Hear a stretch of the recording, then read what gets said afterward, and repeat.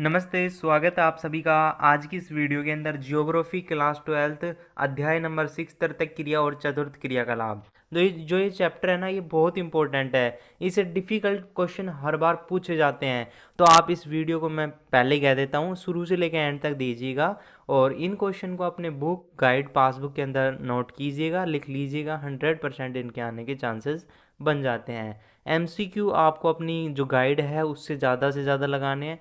बाकी उनके बाद इनसे इन्हीं क्वेश्चन को आप तैयारी कीजिएगा, बाकी इनसे बाहर पेपर नहीं जाएगा।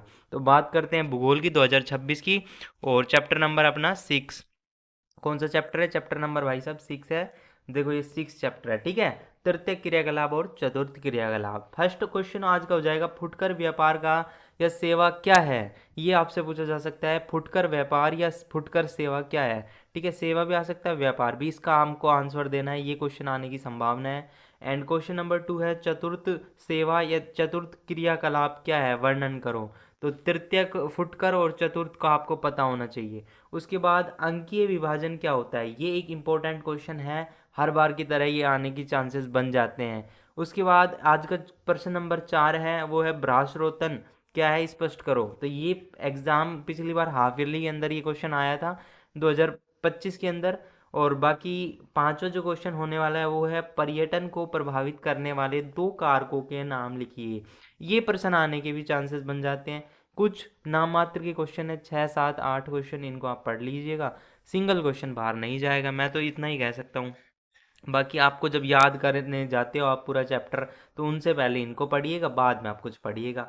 प्रश्न नंबर 5 है, वो है पर्यटन को प्रभावित करने वाले 2 कारक बताने हैं बस। तो आप 3 याद कर लीजिएगा, 2 याद कर लीजिएगा, ठीक है। उसके बाद अपन बात करते हैं प्रश्न नंबर 6 की, भारत में चिकित्सा को बढ़ावा देने के लिए क्या प्रयास किए जाने चाहिए? ये क्वेश्चन आपसे पूछा जा सकता है, बहुत इंपॉर्टेंट है, क्योंकि आजकल है ना, जो बच्चे हैं उनके दिमाग के हिसाब से क्वेश्चन बनाए जा रहे हैं, कि एकदम मानसिक तरीके से बनाए जा रहे हैं कि किस तरह से वो अपना आंसर बनाकर देते हैं। तो ये भी आपको आना चाहिए।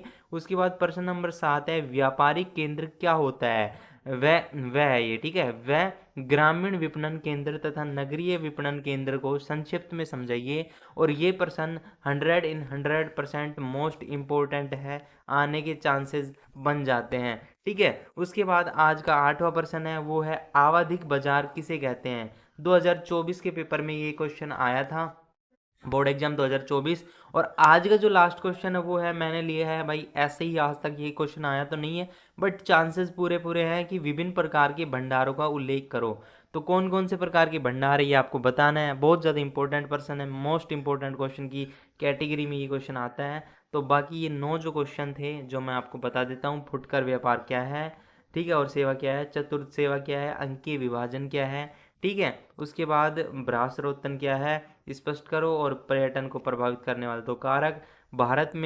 भारत में चिकित्सा को बढ़ावा देने के लिए क्या प्रयास किए जाने चाहिए? व्यापार, अब एक प्रश्न है, व्यापारिक केंद्र क्या होता है, विपणन केंद्र और नगरीय केंद्र संक्षिप्त में बताइए, ये प्रश्न है। और जो इसके बाद का जो प्रश्न मैं आपको बता दूं, 2, कि आवधिक बाजार क्या है, किसे कहते हैं, और विभिन्न प्रकार के भंडारों को उल्लेख कीजिएगा। तो ये छोटी सी वीडियो थी, आपके फ्यूचर को बदल सकती है। 100% इस क्वेश्चन को लगाइएगा, देखिएगा। वैसे भी तो आप चैप्टर याद कर रहे हो, तो पहले इनको एक बार याद करिएगा और फिर बताइएगा कि आपके बोर्ड एग्जाम में यहाँ से प्रश्न आया है या नहीं आया है। धन्यवाद, मिलते हैं नेक्स्ट वीडियो के साथ, तब तक के लिए जय हिंद, जय भारत।